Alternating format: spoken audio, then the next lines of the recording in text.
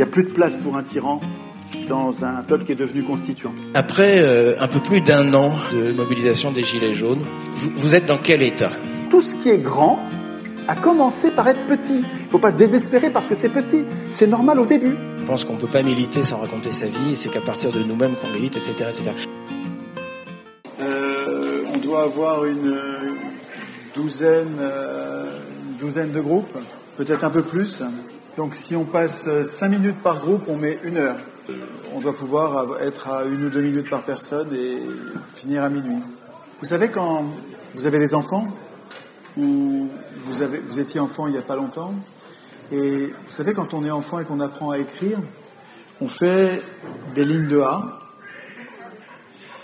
et encore des lignes de A, et puis on copie sur les copains, les copines pour dire qu'ils sont vachement bien, et on les fait mieux en regardant comment on fait l'autre, et puis on fait des lignes de B, etc. En fait, on apprend à écrire avec des ateliers, on écrit de mieux en mieux, et en fait, on ne les garde pas, les lignes de A, parce que c'est pas ça qui est important. C'est ce qui se passe chez l'enfant qui est en train de devenir un grand, il est en train d'apprendre à écrire. Et c'est pas les résultats de nos ateliers qui comptent, c'est nous qui sommes en train de devenir capables à tout moment, à tout moment du processus constituant à venir, quand la société va changer, nous sommes en train de devenir capables plus tard d'écrire. Alors, vous savez ce que c'est qu'un demi-flic ? C'est quelqu'un qui sait ni lire.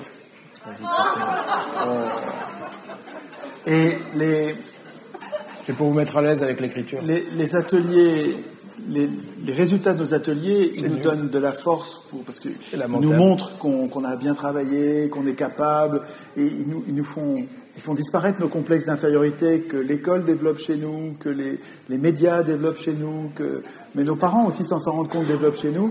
On a l'impression qu'on n'est pas capable, et quand on fait des ateliers, on sent qu'on devient capable, et avec notre production, on le prouve.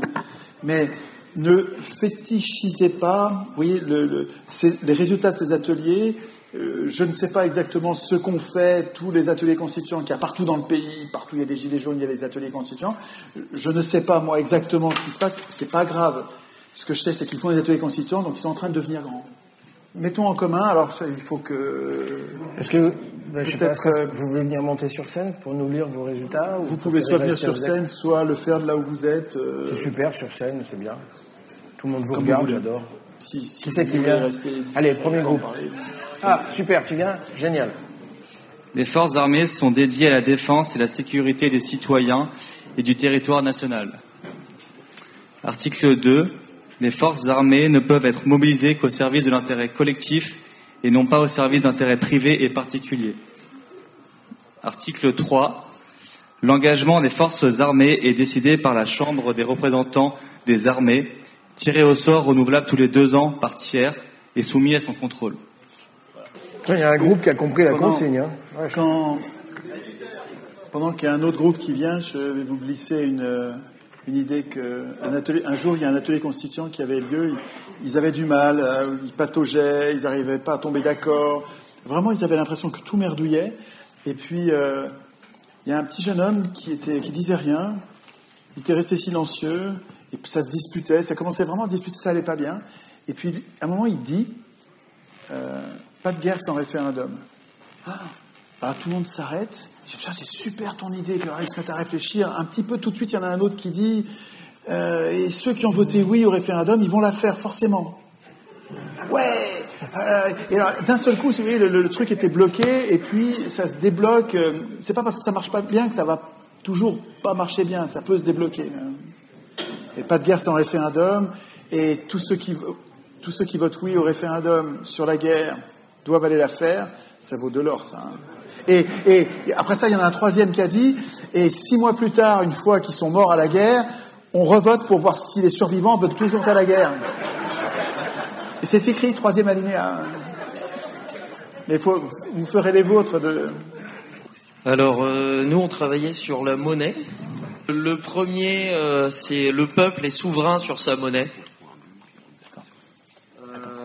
Ensuite, la monnaie locale doit être fondante et favorise les commerces locaux en favorisant les circuits courts. que ceux qui ont bossé sur la monnaie qui peuvent comprendre ça, mais bon, c'est pas grave, c'est normal. Quand on bosse tous sur des sujets différents, il y a parfois des difficultés à comprendre la conclusion d'un groupe parce qu'on n'y a pas travaillé. Quoi. C'est pas grave. Étienne n'a pas entendu ta première phrase parce qu'il parlait. Tu peux la redire, la première? Le peuple est souverain sur sa monnaie. Très bon. Voilà. Mais après ça, il faut le décliner pour le garantir, parce que vous avez vu dans la Constitution, nous sommes le souverain, mais c'est les représentants qui exercent la souveraineté. Donc il faut vraiment qu'il y ait les modalités après. La monnaie nationale protège la nation. Et voilà, à peu près. Ok, merci. C'est aussi sur la monnaie, c'est pour ça que j'ai complètement carjacké le tour, désolé. Parle plus près du micro, je t'entends pas. Désolée pour cet anglicisme. Alors du coup, on arrive à peu près aux mêmes conclusions après de longs débats fructueux ou non. Du coup, première chose, c'est l'État détient le monopole de la création monétaire et la monnaie est dédiée aux besoins publics définis notamment par la santé, l'éducation, la vie associative et culturelle, l'habitat, l'agriculture, etc. On est resté large. Deuxième point, c'est que l'État formule une garantie publique des systèmes d'échanges locaux au niveau communal ou intercommunal, enfin en tout cas au niveau des collectivités. Et troisième point, c'est que la création monétaire est contrôlée par les citoyens, donc par des commissions citoyennes tirées au sort régulièrement. Voilà. Alors nous, au départ, on était super motivés. On a commencé par faire les commissions de contrôle dans différents domaines à partir de gens tirés au sort. C'était quel sujet vous? C'est vite parti en cacahuète. Les contrôles. Alors, c'était aucun sujet. On a mis ça au départ. D'accord. Et c'est très très vite parti dans tous les sens. Donc on s'est recentré. Et on a pondu un truc. On n'est pas peu fiers. Alors, le tirage au sort. Les commissions de contrôle sont constituées de citoyens ou habitants tirés au sort. On était bon, à partir de 16 ans. Donc on a cherché quelle était la liste la plus exhaustive pour trouver ces citoyens. Donc on est tombé d'accord que les listes électorales, tout le monde ne s'y inscrivait plus. Donc c'était déjà plus exhaustif. Il y a quelqu'un qui a parlé de l'INSEE.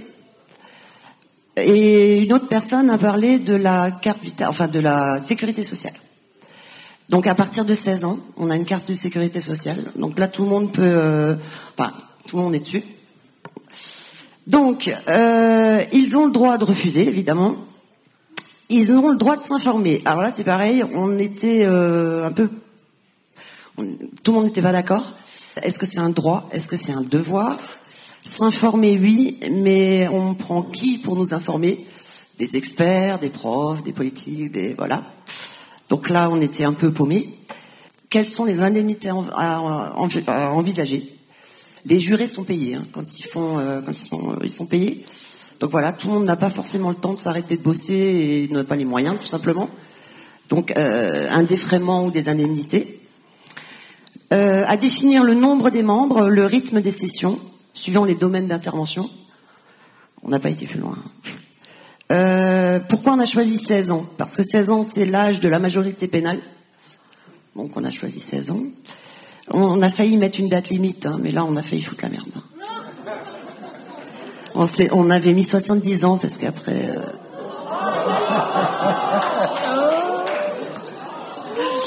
Non, il y a quelqu'un qui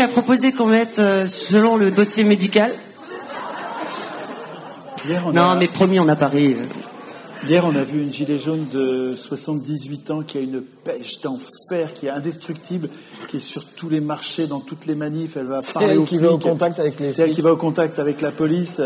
Et si tu la mets à l'écart à 70 ans, elle va être toute triste. Elle est gentille comme tout. Ouais, non, mais on s'est pris les foudres, t'inquiète. Alors là où on a méchamment buté, et on est un citoyen à partir de quand? C'est-à-dire, un étranger qui arrive, est-ce que c'est un citoyen? À partir de quand étant un citoyen? Et là, on m'a raconté une histoire qui est pas cool du tout. En ce moment, il y a une circulaire apparemment qui passe. Ouais, viens l'expliquer parce que Et là, on comprend qu'on n'est pas vraiment citoyen.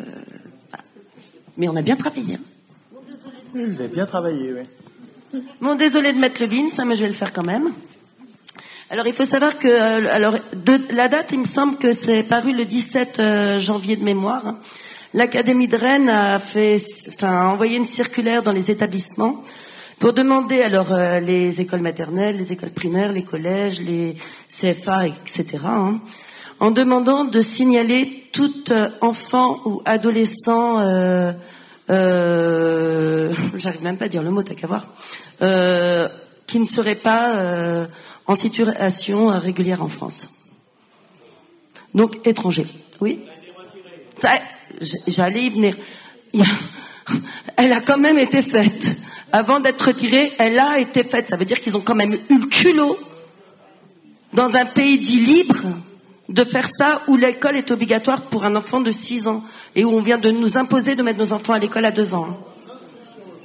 Donc voilà, c'était juste la petite aparté. Moi, je me permets de prendre la suite parce qu'on était un peu sur le même sujet. C'est la Chambre de contrôle des représentants, mais on s'est cantonné au niveau communal pour avoir une échelle, parce que sinon ça partait dans tous les sens. Ce qui n'a pas manqué d'être le cas ensuite, mais c'est pas grave. Article 1, les membres de la Chambre sont tirés au sort sur les listes électorales, sous réserve d'acceptation de la part de ces personnes. Article 2, les membres de cette Chambre sont nommés à mi-mandat municipal et quittent leur fonction 5 ans plus tard, de manière à pas avoir affaire à une seule équipe municipale. Excuse-moi, tu peux répéter ? Qu'est-ce que tu as dit ? On fait une sorte de tuilage, en fait. À mi-mandat, l'équipe de la Chambre de contrôle des représentants est nommée, oui, et déborde sur la moitié du mandat suivant. C'est renouvelable par moitié, tous les demi-mandats ? Non, c'est 5 ans, mais sauf que ça commence à la moitié. C'est tuilé, en fait. Article 3, le nombre de membres dans cette Chambre est 1/4 du nombre des membres de l'équipe municipale, avec un nombre impair, donc on s'arrange pour que ce soit ça, plus 2 suppléants. On a mis ça à titre complètement arbitraire. Non, parce que ça se discute en tout cas, voilà. 2 suppléants de moins de 70 ans. Article 4, les membres de cette Chambre suivent une formation qui concerne les pouvoirs relatifs à une équipe municipale afin d'être conscients du rôle réel de l'objet de leur contrôle. Article 5, la Chambre de contrôle a un libre accès aux données et documents municipaux. Article 6, la Chambre a un pouvoir de consultation, d'interpellation, d'information et de déclenchement d'un référendum révocatoire. Alors, Franck, Étienne, est-ce qu'on peut vous emprunter des marqueurs avec des couleurs ? Ça va nous aider. On va faire un petit dessin, nous. On est parti dans le jeu à fond, donc on s'est dit qu'on n'allait pas changer les règles du jeu, qu'on allait changer de jeu. Donc là, on va reprendre là-dessus. Donc on a notre CVU, notre constitution qu'on a créée à travers alors nous ça a été le problème, la question de la poule et l'œuf. Est-ce qu'il faut créer la constitution avant, ou est-ce que c'est ces micro-communautés par quintessence qui vont créer cette constitution ? On pense que c'est ça, nous. Après, ça peut être différent. Sur le code de vie communautaire, il y a plein de détails qui peuvent arriver, comme des articles. Nous, on est resté sur l'obligation, juste après, chacun mettra à sa sauce son code de vie communautaire, mais on a voulu mettre des bases, que chacun doit élire des représentants pour faire fonctionner ces structures. L'idée, c'est de structurer et avoir un fonctionnement de cette structure. Le 2, on a dit qu'il pouvait avoir X représentants. Donc ça, après, c'est toujours une question de détail. Souvent, les gens butent sur des détails. Alors là, on a perdu beaucoup de temps. Ah non, comme les gens... il faudrait au moins, pour une CVC, au moins 30 personnes. Et il faudrait mettre un quota, il faudrait que ça se finisse à 300, ou il faudrait faire des types. Mais là, je pense que c'est des détails. On essayait d'aller dans les racines du problème. Donc nous, notre but dans notre exercice, c'était vraiment d'essayer de trouver un moyen, parce qu'on va nous dire, mais ça existe déjà, regarde, ça c'est un village, après t'as la commune, t'as le pays, t'as l'Union européenne qui devrait faire ça. Normalement, c'est le but de l'Union européenne de réunir. Mais ça marche pas, c'est pas appliqué. Pourquoi ? Donc nous, on essaie de trouver pourquoi, comment trouver une liaison entre la petite échelle et la grande échelle. Ça, c'est la grande question qu'on a eue. Un truc important, parce qu'on a estimé que dans la CVU, on avait des secteurs. On a mis des petits points, donc des secteurs de vie commune. des secteurs de vie commune qui sont des secteurs importants de la santé, l'éducation, la sécurité, tous ces secteurs qui créent la société où on a besoin d'avoir un bien commun ensemble, on les a mis par des principes de participation. C'est un peu notre idée d'impôt. Donc c'est l'idée qu'on avait mis que chaque communauté a des secteurs, comme ça il y a aussi une intercommunication par rapport à ces secteurs pour pas qu'il y ait des communautés qui s'ostracisent. On peut être isolé sans être ostracisé. On peut avoir une communication mais rester dans son coin. Après, il y a encore des questions sur les gens qui veulent totalement s'isoler, les anarchistes qui veulent pas avoir de représentants. C'est encore autre chose. On essaiera de les cadrer, mais on a essayé d'en arriver là, de réunir de réunir tout le monde. Le but, c'est de réunir tout le monde. Mais on ne pourra pas tout parler ce soir. Mais l'idée, c'était ça, de réunir les participations en tant qu'impôt, d'avoir ce côté infiniment petit et infiniment grand qui soit lié par ces interactions de bien commun. Voilà. C'est du mimétisme. Voilà. Merci. Bonsoir. Alors nous, on a bossé sur le contrôle des représentants. Donc vous allez comprendre tout de suite comment ça marche, parce que je suis contrôlé en ce moment, vu que je les représente. C'est le contrôle des représentants, hein, c'est ouais. Ça. Faut que tu le colles sur ton menton. Donc au préalable, le truc c'est de faire une définition écrite de la mission ou du mandat par le groupe qui mandate la personne. Le mandaté sera accompagné d'un témoin qui est nommé à chaque mandat par tirage au sort parmi les volontaires issus des débats. Donc un enregistrement audio et vidéo, qui est fait là en ce moment, devra être effectué sur l'ensemble de la représentation. À la fin du mandat, le mandataire présentera un compte-rendu qui sera suivi du compte-rendu du témoin. Un délai X est fixé pour la délivrance du quitus afin de permettre le contrôle audio-vidéo. Voilà, c'est le contrôle total du mandaté. Nous, on a travaillé alors sur le contrôle de la Constitution. Donc en fait, on a appelé ça le Conseil constitutionnel. Il n'y a pas de raison de changer le nom. Ça nous a semblé pas mauvais. Sauf que on a changé un certain nombre de choses. Alors, il y a du détail à régler aussi, bien sûr, mais on n'a pas pu tout faire. Il est constitué un groupe indépendant de 9 personnes tirées au sort parmi la population en état de tester, c'est-à-dire en état de tester, ça veut dire que les gens sont en état normal, dans la tête. On les prend aussi sur la liste électorale. Alors merci au groupe avec un S précédent qui ont travaillé sur le tirage au sort, ça nous évite d'avoir à rentrer dans ce détail. Donc ce groupe est garant du respect de la Constitution. C'est plus le président de la République, c'est le groupe. C'est le Conseil constitutionnel. Ce groupe est constitué de personnes donc tirées au sort sur les listes électorales, mais ça ne peut pas être une personne ayant déjà effectué un mandat de représentation. Il ne peut pas en faire partie. Ça ne peut pas être non plus une personne qui a un casier judiciaire pas très propre. On ne s'est pas mis d'accord sur le niveau, mais ça c'est à décider, c'est à définir. Ces membres sont renouvelés par tiers tous les 5 ans. Ça aussi, ça peut être discuté. Ce groupe est qualifié sur présentation de requête de toute personne, individuellement ou par voie de référendum d'initiative citoyenne, ou qui ont constaté ou qui les aient constatés par eux-mêmes du non-respect de la Constitution de la part d'un ou des représentants du peuple, et de sanctionner les 10 représentants.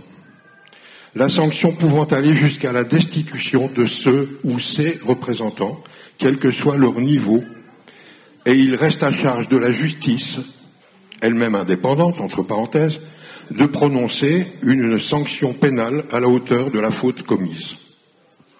Voilà, c'est tout pour le moment. On a voulu écrire un article qui permettent de garantir les bonnes conditions de l'éducation populaire. Alors, le premier article, il stipule qu'il fait obligation à toute municipalité de mettre à disposition des habitants un lieu libre et ouvert à tous pour favoriser l'éducation populaire.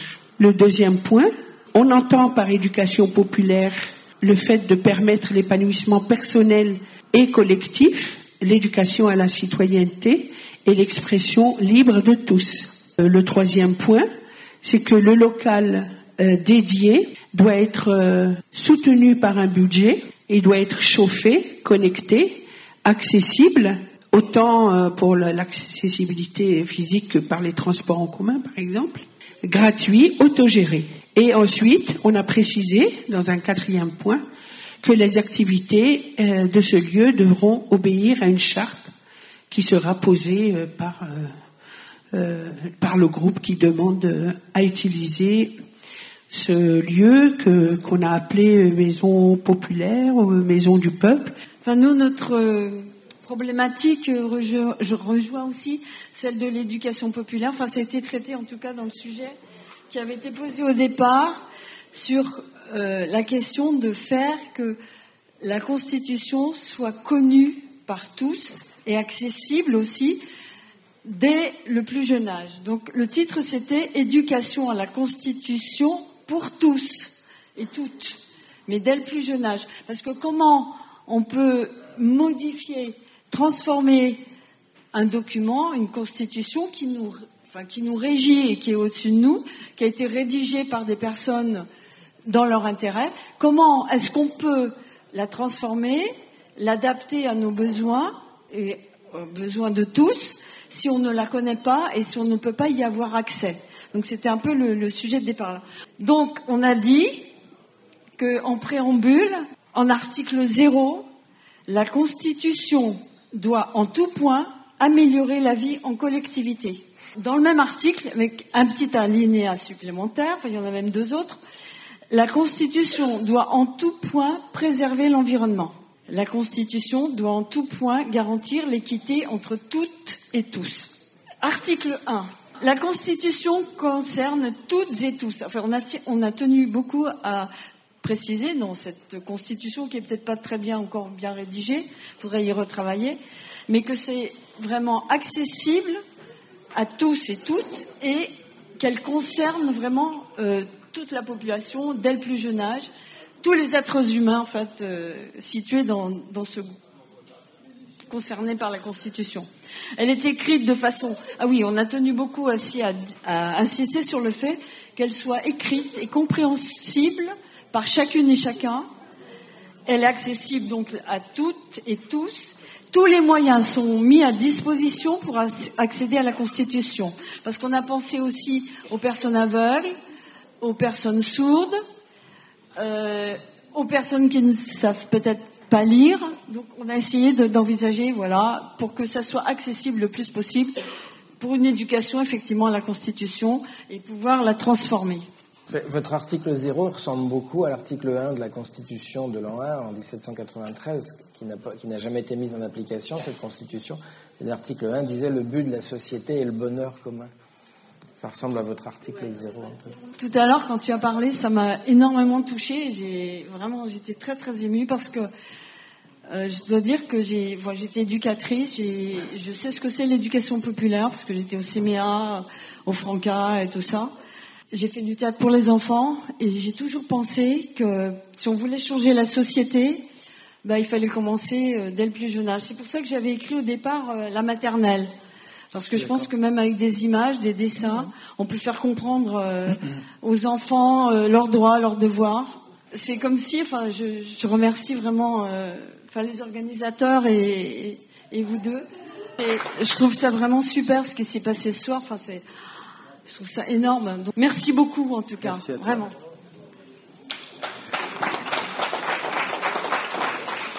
Ouais, donc notre groupe, on a travaillé sur des trucs sur les réseaux sociaux publics. On a déjà eu un débat entre nous sur est-ce qu'on parle d'un réseau social public créé par l'État, contrôlé par le citoyen, ou si c'est un texte qui vient contrôler les réseaux sociaux existants. Donc il y a un peu 2 types d'articles qu'on a écrits.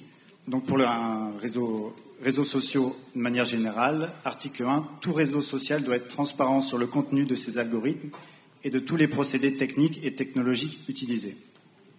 Article 2, il faut une chambre de modération des contenus constituée d'utilisateurs et d'autres citoyens tirés au sort pour un temps X. Article 3, l'utilisateur est souverain de ses données personnelles. Elles ne peuvent être utilisées sans l'aval de son propriétaire. La traçabilité de ces données est garantie. Et dans le cas d'un réseau social public, donc fait par l'État, contrôlé par le citoyen, il est garanti à chaque citoyen un accès matériel et éducatif gratuit. Et un réseau social n'a pas vocation à être un espace marchand. La publicité est donc interdite. Alors nous aussi, on s'est attaqué au tout début, au préambule de la Constitution. On avait intitulé ça « Garantir l'indépendance des citoyens ». Parce que pour avoir un État fort, il faut des citoyens forts. Et donc, on s'est posé la question de comment on allait pouvoir garantir aux citoyens qu'ils conservent sa force pour construire un État fort. Donc on se trouve dans le préambule à la Constitution plutôt. On a essayé de faire une hiérarchie dans les droits en reconnaissant tout d'abord que si l'être humain a des droits, c'est qu'il a une planète pour y vivre. Et donc, avant toute chose, il faudra donner des droits à la biosphère dans son intégralité, que ce soit l'eau, la terre, le ciel, multiples couches de ciel. Donc, garantir à la biodiversité de perdurer. Donc, un droit qui doit passer avant le droit des êtres humains. Pour le droit des êtres humains, on a défini qu'il fallait un droit inaliénable à une vie digne. C'est-à-dire au minimum avoir une biosphère saine, d'accéder à la nourriture et au logement de façon équitable pour tous. Donc ça serait inscrire au début du préambule à la Constitution française un droit inaliénable à la propriété. Alors on est plus parti sur du privé individuel, sans taxe ni impôt, pour se nourrir et se loger. Pourquoi privé ? Parce qu'on s'est dit, on a deux possibilités, on a la propriété privée, on a la propriété d'usure. L'usure veut dire que c'est l'État qui conserve le droit sur le terrain. Et on s'est dit que là, on était dans le cas où on était en train de donner des droits à l'être humain, et donc c'était à lui qu'il fallait garantir les droits de propriété sur cet espace-là. Ce qui n'empêche pas après des législations écologiques qui contraignent un tout petit peu ce droit inaliénable à la propriété privée dans les faits, mais qui ne permet pas de l'aliéner. Un droit aux moyens communs et aux services publics, donc on englobe tout ce qui est éducation, justice, santé, tout ce qui nous est commun, de façon égale. Et ensuite, après le droit de l'humain à une vie digne et simple, on a mis le droit d'entreprendre, sur lequel se reposerait l'essentielle partie de l'imposition. On s'est posé la question aussi de la hiérarchie dans cette imposition-là. Par exemple, que les services de réparation devraient se situer tout en haut de cette hiérarchie d'imposition pour garantir des services de réparation avec très peu de taxes pour permettre une meilleure utilisation de nos ressources et la fin de l'obsolescence programmée à travers beaucoup plus de réparations. C'est là où je me permets de reciter Friot, c'est-à-dire que son idée, parce qu'on discutait beaucoup de cette question de la propriété, c'est une des questions centrales du capitalisme, la propriété. Et la question, c'était est-ce qu'il faut la supprimer, est-ce qu'il faut la limiter, est-ce qu'il faut, etc. Et lui, c'était assez étonnant, il disait non, il faut la généraliser. C'est-à-dire que finalement, la meilleure façon de couper l'herbe sous le pied de ceux qui accumulent, mais c'est que tout le monde soit propriétaire. C'est-à-dire qu'il n'y a plus que quelques-uns qui ont la chance de l'être, c'est tout le monde qui le devient. Et du coup, ça généralise la propriété. Alors après, Moi, je dis simplement, la propriété la propriété, c'est le vol, sauf si elle est garantie à tout le monde. C'est joli. C'est joli dans la définition. En 1789, il déclare que la propriété est inaliénable, et après la chute de Robespierre, il rajoute un adjectif, la propriété est inaliénable et sacrée. Et peut-être on pourrait enlever sacré. Oui, inaliénable, c'est déjà pas mal, parce qu'il y a beaucoup de gens qui se font aliéner leur droit de propriété à l'heure actuelle. C'est chouette un article sur la propriété. Ouais. Voilà, je crois que j'ai fait le tour de ce que j'avais dit.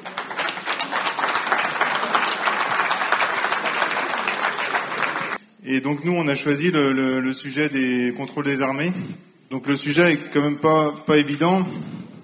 Ce serait bien qu'il y ait un parcours social en amont obligatoire pour des gens qui sont censés nous protéger, qu'il y ait un temps de service limité pour ceux qui s'engagent. On avait parlé de 27, 37, 10 ans maximum. Avec un temps de reconversion. Tous les plus de 70 ans, sortez. Ce serait bien de désarmer la police de proximité, ne pas être armé dans les manifs. Quel article ça donne? Ben voilà, c'est ça, ouais. Là, je disais, c'est des idées, mais... D'accord. Il suffit de dire la police de proximité et désarmée. La police de proximité et désarmée, ça fait un article de constitution, bien sûr. C'est ça, voilà, comme dans certains pays. Ouais. Oui. Okay. Voilà. Merci. Ou le contrôle des manifs et des armées. Bon bah salut. Alors du coup nous c'était les réseaux sociaux, donc pas trop à voir avec... Tu veux lire les ou pas? Pas trop à voir. Si, pas trop la question de la démocratie est complètement bousculée par l'arrivée des réseaux sociaux. Donc Ouais, ce serait une façon de renforcer notre démocratie, mais il n'y a pas trop d'articles par contre. Et on pensait que déjà le réseau social général, ce serait pour, d'une part, connecter les gens, ce que fait déjà Facebook, voter, ce que ne fait absolument pas Facebook, et aussi amener de l'action concrète politique locale et globale, parce qu'il faut évidemment penser le réseau sous sa forme communale, mais aussi au final internationale, vu que nous habitons tous sur la même planète. Ok. Donc du coup le code. Alors en fait le truc en fait c'est que tous les sites actuels en fait une fois qu'ils sont créés ils évoluent plus. Donc en fait là ce site là en fait il pourrait être le code en tant que tel pourrait être modifiable et améliorable. Alors en fait du coup il y aurait une sorte de portail et il y aurait des communautés du coup locales et lorsque le truc local serait modifié on ferait une sorte de référendum local ou une sorte de vote local et lorsque ce serait le site plus national qui serait modifié du coup ce serait plus une sorte de vote référendaire national. Tu peux parler plus lentement parce qu'il y a des gens de plus de 70 ans dans la salle. Ça marche. Non mais c'est vrai que je parle toujours rapidement. Je vais essayer de faire attention mais n'hésitez pas à me le redire si Il faut vraiment parler plus lentement, beaucoup plus lentement. Pardon. Tu mets à... Ok, donc il y a un problème que d'autres personnes ont déjà cité, c'est comment... Il y a un problème que d'autres personnes... Alors, il y a un problème que d'autres personnes ont déjà cité, c'est formidable. Yes. Merci. Je vais essayer de faire des efforts, du coup. Ok, donc c'est que on peut faire on peut voter 2 fois. Du coup, on peut faire 2 votes, 2 comptes. Et là, du coup, il faudrait identifier le vote. Enfin, il faudrait faire un contrôle, quoi. Et donc, comme d'autres personnes l'ont dit, il faudrait mettre un numéro de carte d'identité ou de carte vitale. Ok, je vais faire attention. Il y a aussi une autre question, ce serait de savoir si d'autres personnes qui ne seraient pas forcément françaises pourraient voter. Et donc, ça fait partie des questions. Pour protéger la base de données, pour éviter que des personnes puissent du coup la pirater. Donc, on avait pensé du coup à la blockchain. Il y a aussi un système. Enfin bref, là c'est après des détails un peu techniques, mais du coup il y aurait une sorte de système de hachage qui s'appelle le SHA-1 et on rajoute un truc qui s'appelle le SALT. Donc c'est lui qui s'y connaît mieux. Ok. Ouais, bon. T'es en train de perdre la salle, là. Je rappelle l'idée, la Constitution doit être comprise par un enfant de 12 ans. Non, parce que c'est vachement important, parce que là, en fait, là, vous êtes rentré dans la cuisine technique du truc.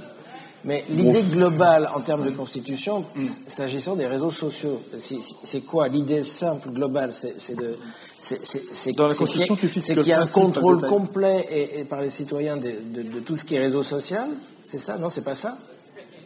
Non, ce serait plutôt d'utiliser le réseau social pour pouvoir agir du coup et pouvoir renforcer la démocratie. C'est-à-dire de mettre à la disposition des citoyens, comme le groupe Éducation populaire demande des salles, etc. Ça serait que l'État ait une responsabilité de mettre à disposition des citoyens des réseaux sociaux, enfin des plateformes, des trucs, je sais pas quoi, enfin un truc public que tout le monde peut utiliser, une espèce de... Effectivement, ça pourrait être l'État, c'est quelque chose qu'on a envisagé. L'État ou autre chose, oui. La puissance publique. La puissance publique, d'accord. Okay. Le but, c'est donc d'agir, c'est pas vraiment de la masturbation intellectuelle, donc c'est vraiment de parler, quoi. Et donc d'encourager l'éducation, notamment populaire, etc. Et donc, comme on l'a dit, du coup, un réseau local, national, international. Dans l'atelier constituant suivant, il faudra que vous essayiez de sortir un alinéa de 2 lignes sur le principe, peut-être 3-4 lignes sur les grands objectifs, et puis un alinéa sur l'organe de contrôle. Mais tout le détail, il faut que ce soit dans une loi. Ça sent la conclusion, ce truc. Bonsoir. Non, j'avais juste envie de rebondir un petit peu par rapport à tout ce qu'on a entendu ce soir. Je fais un petit peu partie de la bande de fous qui avons rendu possible cette soirée. Donc merci d'être tous venus. Mais en fait, je prends surtout le micro pour... Merci les copains, merci à vous, merci les gars.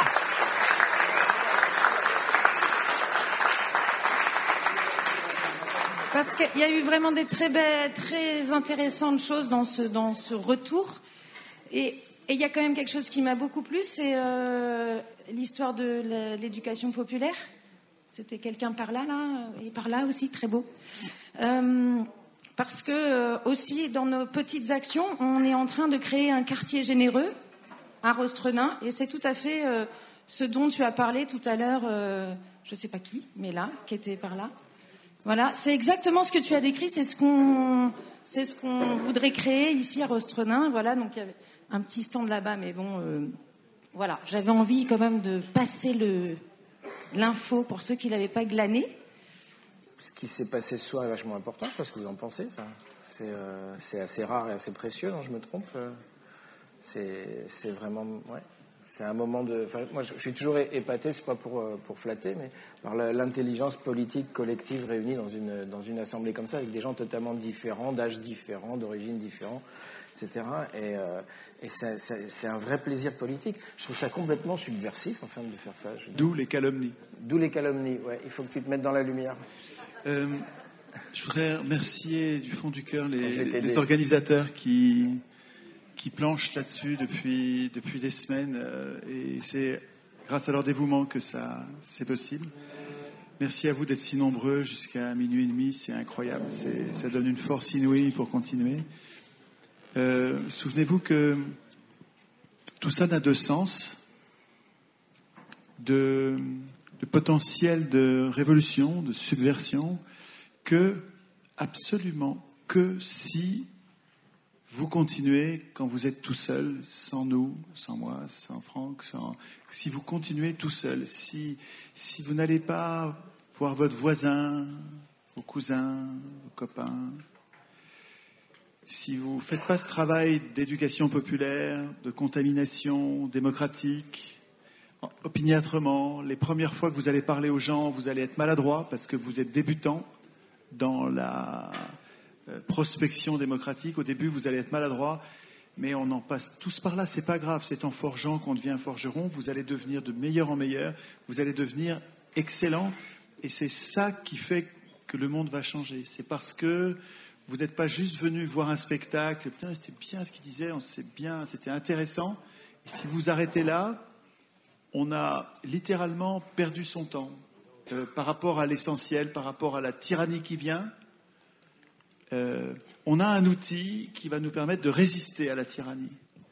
On n'y est pas encore parce qu'il faut qu'on soit nombreux. Le fait qu'on soit nombreux dépend de chacun d'entre vous. Je ne peux pas vous prendre les yeux dans les yeux chacun, mais imaginez que je le fasse là. Hein. Je vous parle, je parle à vos individualités. Nous devons non seulement devenir personnellement constituants, ce qui n'est pas très compliqué. Vous n'avez pas besoin de bosser sur toute la Constitution. Quand vous avez l'impression d'avoir bien compris les tenants et les aboutissants de la désignation des acteurs, du contrôle des acteurs, de l'initiative populaire et de la révision constitutionnelle, bon, ça y est, vous êtes devenu constituant. Vous n'écrivez pas très bien, vous n'êtes pas assez entraîné, mais enfin, vous êtes déjà constituant. Mais c'est pas tout. Il faut aussi que vous soyez contagieux.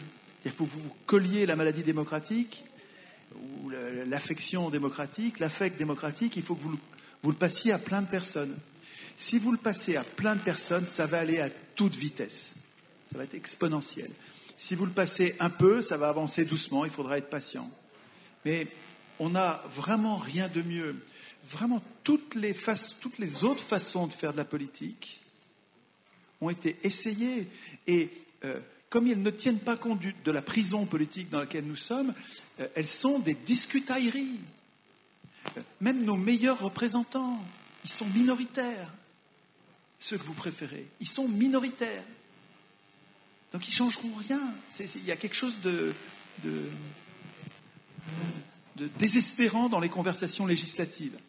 Alors que les conversations constituantes, elles sont une mutation en adulte. C'est-à-dire, j'imagine l'espèce humaine comme ayant été enfante et adolescente jusqu'à aujourd'hui. Et puis vous savez, un adolescent, toute sa vie, il a obéi. Donc si vous regardez le passé, Et si vous imaginez l'avenir en regardant le passé, vous vous dites, il a toujours obéi, il va toujours obéir. Un adolescent, il y a un moment, ça lui pète, il veut devenir libre et il ne demande pas l'autorisation à ses parents. Il se barre, il devient libre. Et je me fais l'idée de l'humanité comme un corps vivant où chaque cellule est... chaque humain est comme une cellule de ce corps vivant. Nous n'avions pas les connexions suffisantes pour être suffisamment nombreux pour que les choses changent. L'Internet nous permet de nous mettre en contact comme ça n'a jamais eu lieu sur Terre. Et cette prise de conscience constituante, plus la connexion, l'aspect technique qui permet l'hyperconnexion, c'est à nous de faire le boulot, mais je veux dire, chacune des cellules de mon cerveau ne se rend pas compte des idées que le cerveau produit.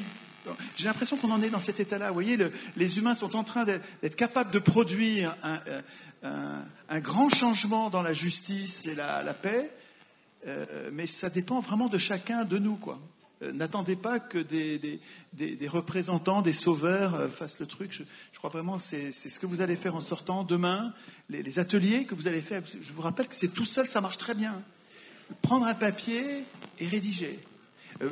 Mettez-vous dans la peau du souverain qui décide, non pas les lois, mais comment vont être écrites les lois et quel va être votre rôle dans les lois, quel va être le rôle de votre enfant, de vos enfants dans les lois.